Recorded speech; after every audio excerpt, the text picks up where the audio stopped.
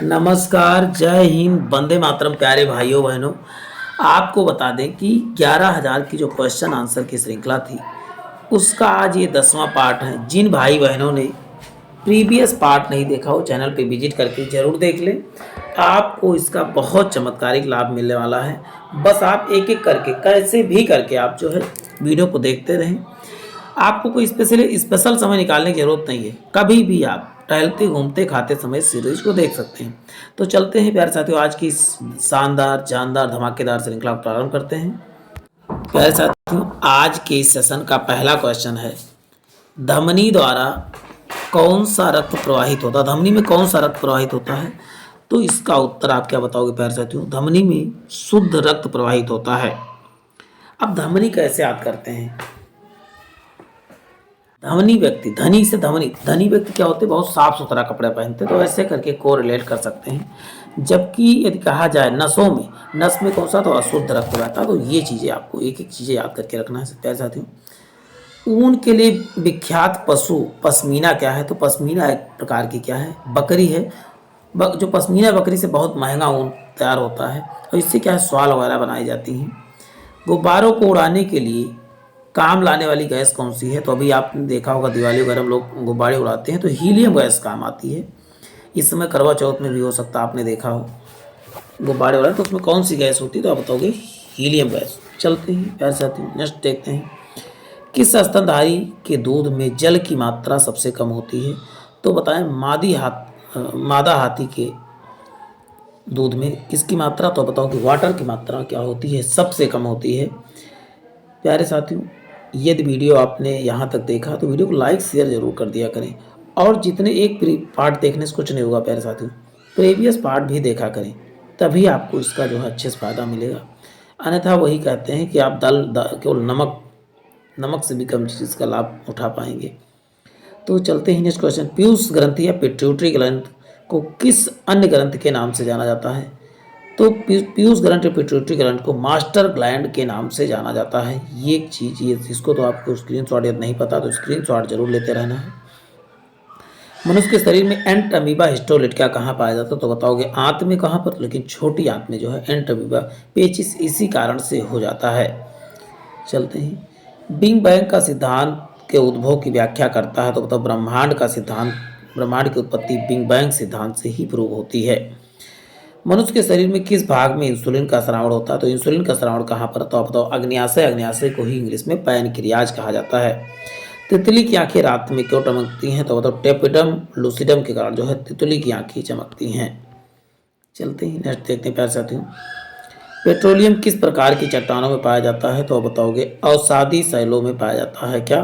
Petroleum. जैव विविधता के ह्रास का मुख्य कारण क्या है? तो जैव विविधता के ह्रास का मुख्य कारण प्राकृतिक आवासीय विनाश क्या है? जैव विविधता के ह्रास का मुख्य कारण प्राकृतिक आवास विनाश। आप जानते हैं कि धीरे धीरे क्या हो रहे हैं, जंगल खत्म हो रहे हैं और जंगल खत्म होंगे तो उसमें रहने वाले पशु पक्षी भी खत्म हो जाएंगे। चलते हैं। विटामिन ई का स्रोत क्या है? तो बताओ गेहूं या अंकुरित तेल या अंकुरित गेहूं में भी विटामिन ए सबसे अच्छी मात्रा में पाया जाता है। और विटामिन ई की कमी से आप बताओ बांझपन या कहते हैं नपुंसकता नामक बीमारी हो जाती है। बांझपन महिलाओं में होता है और नपुंसकता जो है पुरुषों में होने वाली बीमारी है। दोनों जनन संबंधित बीमारी है। ये चीज़ इनको रट के रखना है प्यारे साथियों। और विटामिन ई को ही ब्यूटी विटामिन के नाम से जाना जाता है या सुंदरता का विटामिन कहा जाता है। कौन सा विटामिन जल में घुलनशील है? तो जल में BC या कहते हैं WBC, आपको इजीली याद कर सकते हो। जल में घुलनशील तो W से क्या हो जाएगा बताएंगे, वाटर। B और C किस में? वाटर में घुलनशील है। जबकि वसा में घुलनशील तो आप बताओ KEDA ये सब किस में? तो आप बताओगे वसा में। तो आपने दोनों चीज़ें जान लिया। चलते हैं प्यारे साथियों, नेक्स्ट देखते हैं। नेक्स्ट है लोहे का सबसे प्रचुरतम स्रोत कौन सा है? लोहे का प्रचुर स्रोत आप बताएं। तो हरी सब्जियां कह सकते हो, लेकिन इसमें पालक सबसे अच्छा स्रोत आप कह सकते हो आयरन का है। हरी सब्जियों की जगह हरी इसमें पालक हो तो ज़्यादा करेक्ट आंसर होगा इसमें। अब नेक्स्ट क्वेश्चन देखते हैं प्यारे साथियों। प्रकाश वोल्टीय सेल कैसे होते हैं? तो प्रकाश वोल्टीय सेल सौर सेल होते हैं। मनुष्य का पाचन क्रिया का प्रारंभ कहाँ से होता है? तो इसका उत्तर बताएंगे। पाचन कहाँ से प्रारंभ होता है? तो मुख से। अब मुख से किसका पाचन होता है तो बताओगे मंड का, स्टार्च का पाचन जो होता है। और आपको ये एक और ज़बरदस्त क्वेश्चन बता दें, जो कैप्सूल की खोल किसकी बनी होती है तो कैप्सूल की खोल आप बताओगे मंड या स्टार्च की ही बनी होती है। और चावल में आप देखते हो जो चावल पकाने के बाद थोड़ा सा बाहर निकल जाता है प्लास्टिक की तरह, वही मंड या माड़ जिसे कहते हो, गांव में माड़ कहते हैं, तो वही मंड या माड़ या स्टार्च होती है, कोई अलग नहीं है। आप इस चीज़ को भली बात देखें लेकिन आप जानते नहीं इस चीज़ को। खाद्य श्रृंखला में मानव है तो मानव प्राथमिक और द्वितीयक कैसे है? प्राथमिक आप जो व्यक्ति शाकाहारी है तो प्राथमिक, और मांसाहारी तो बताओगे द्वितीयक। तो ये चीज़ें आपको कंसीडर करते हुए चलना है। मूत्र का पीएच मान क्या होता है तो मूत्र का पीएच मान आप बताओ 6 या कहीं कहीं 6.4, तो दोनों आपको याद कर लेना है प्यारे साथियों। अब कैसे आप टॉयलेट करते हो तो आवाज़ कैसे आती है? छूलू छूलू, तो छा से छूलू और छा से छा, ऐसे करके आप कोरिलेट करके आप आसानी से याद कर सकते हैं। केंद्रीय भीड़ एवं अनुसंधान केंद्र कहाँ है तो उत्तर बताओगे देहरादून में जो है केंद्रीय भीड़ अनुसंधान वन अनुसंधान संस्थान भी कहाँ पर है तो इसका उत्तर आप बताओगे देहरादून में ही है। मच्छर में मलेरिया परजीवी का जीवन चक्र किसने खोजा था तो इसका उत्तर हो जाएगा रोनाल्ड रॉस ने जो है मलेरिया परजीवी की खोज की थी। सबसे विषैली मछली कौन सी तो पाषाण मछली, इसी को स्टोन फिश कहा जाता है, सबसे विषैली मछली है। कौन सा वायु प्रदूषक O2 की अपेक्षा अधिक शीघ्रता से रक्त में घुल जाता है तो बताओ CO2 जो है रक्त में बहुत आसानी से घुलने वाला जो है प्रदूषक है। जीन के भीतर अनुक्रम के आधार पर परिवर्तन क्या कहलाता है तो बताओगे उत्परिवर्तन कहलाता है। किसके जीन के भीतर अनुक्रम आधार पर परिवर्तन क्या कहलाता है? उत्परिवर्तन कहलाता है। क्लोरोमाइसिटिन का प्रयोग किस रोग के उपचार में किया जाता है तो टाइफाइड के रोग के उपचार में क्लोरोमाइसिटिन का प्रयोग किया जाता है। सिराएं द्वारा कौन सा रक्त प्रवाहित होती तो उसका उत्तर होगा अशुद्ध रक्त जो है सिराओं के द्वारा प्रवाहित होती है। चलते हैं नेक्स्ट देखते प्यारे साथियों। सबसे बड़ा जीवित पक्षी कौन सा? सबसे बड़ा जीवित पक्षी कहा जाए तो शुतुरमुर्ग क्या है सबसे बड़ा। लेकिन केंचुए कितनी तो केंचुए की आपको बताओ कोई आंखें नहीं होती, ये चीज़ें आपको रट के रखना है प्यारे साथियों। पौधों के लिए सबसे अच्छा उर्वरक कौन सा तो कंपोस्ट। कंपोस्ट में जो होता है जो जैविक उर्वरक को ही सड़ा के जो बनाए तो उन्हीं को कंपोस्ट कहा जाता है।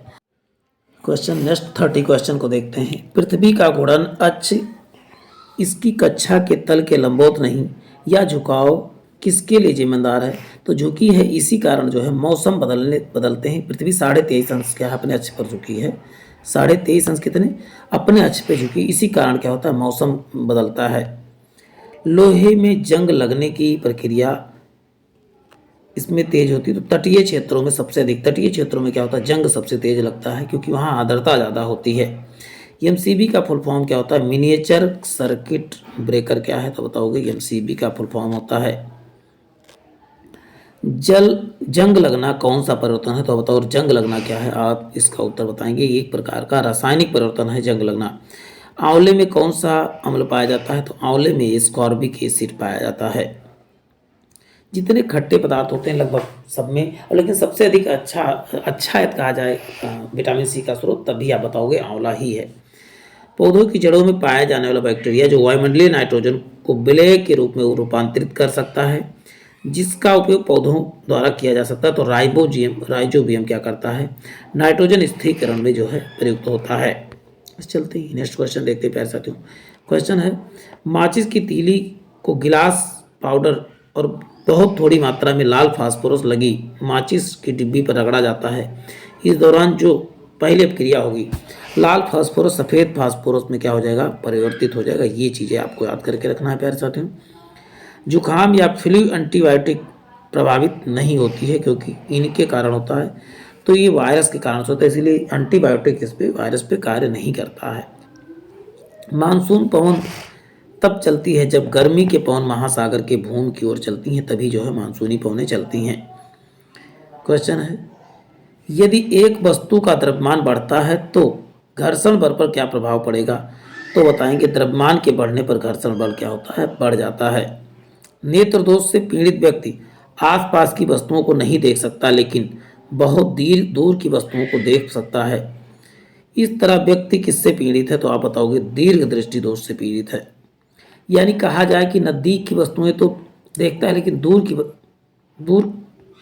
की वस्तुएं देखता है लेकिन नज़दीक की वस्तु नहीं देख पाता तो उसे कहते हैं इसे हाइपरमेट्रोपिया कहा जाता है। जबकि वही कहा जाए जस्ट अपोजिट में क्या हो जाएगा तो बताओगे, उसे निकट दृष्टि दोष कहा जाता है। एक सतह पर चलती हुई गेंद, इसका उदाहरण क्या है तो बेलनिक घर्षण इसे कहा जाता है। पानी का विसंक्रमित होने से रोकने के लिए किसका इस्तेमाल किया जाता है, यानी कि साफ करने के लिए पानी को क्लोरीन का प्रयोग करते हैं। बिजली के तारों और डोरियों को ढकने के लिए प्लास्टिक का कवर इस्तेमाल किया जाता है, क्योंकि प्लास्टिक बिजली का क्या होता है, कुचालक होता है, यानी प्लास्टिक में विद्युत नहीं चल सकती है, इसीलिए प्लास्टिक के तारों में बिजली के प्लास्टिक का प्रयोग किया जाता है ढकने के लिए। वह प्लास्टिक जिसका कोई रंग नहीं होता और भोजन संग्रह करने में प्रयोग में लाया जाता है, क्या कहलाता है, उसे बोलते हैं ल्यूकोप्लास्ट कहा जाता है। कौन सा जीव अपनी त्वचा में से शोषण करता है तो केंचुआ क्या है, अपनी त्वचा से भी शोषण कर सकता है। समुद्री हवा किसका परिणाम है तो संवहन के द्वारा जो है समुद्री हवाएं चलती हैं।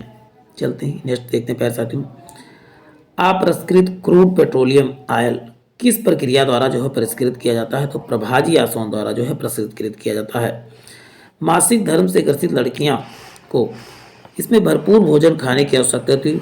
लौह यानी आयरन तथा कैल्शियम संबंधित जिसमें पाया जाता है वही भोजन जो करना चाहिए। जो जिन लड़कियों को मासिक धर्म आता है उनको कौन सा तो लौह यानी आयरन और कैल्शियम की जो है टेबलेट जरूर यूज करना चाहिए, और नहीं तो युक्त भोजन करना चाहिए, दो में से कोई भी कर सकती हैं। धूल और चट्टानों के विशिष्ट छल्लों से घिरा हुआ ग्रह कौन सा है तो शनि क्या है।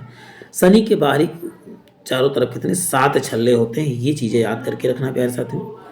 अब बात करते हैं आवर्धक लेंस यानी मैग्नीफाइंग ग्लास कौन सा है तो अवतल लेंस किसका बना होता है तो मैग्नीफाइंग ग्लास का बना होता है, आवर्धक लेंस का बना होता है।